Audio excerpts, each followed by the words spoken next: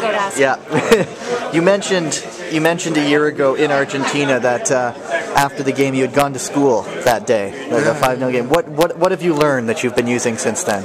Well, I think, when you look at the game against Argentina, you realize that you have teams that have a certain organization, and when all things are equal, it comes down to the individuals, that you have to make some sort of impact.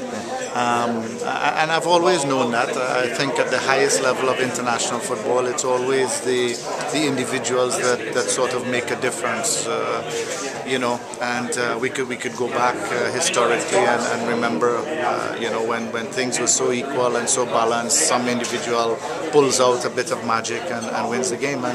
And I think that's one of the things I've tried to bring to some of the players, that they have to at times take the initiative and make things happen, especially when the game requires it, when the game's on the line. And some of our players have never been sort of given that sort of confidence in them that they can do it. So hopefully, a couple of players will emerge out of that.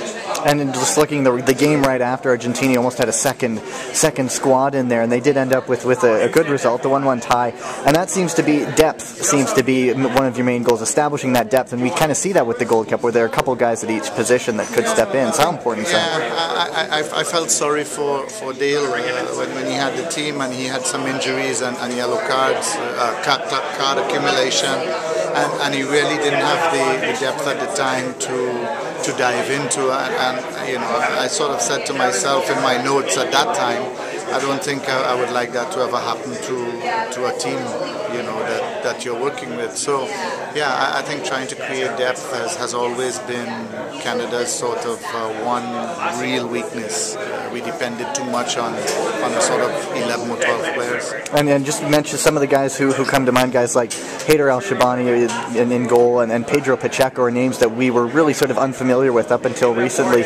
Have they been sort of pleasant surprised with you? I know Pedro especially played well in some of the recent friendlies. Yeah, well, I mean, all you can do is give them the opportunity.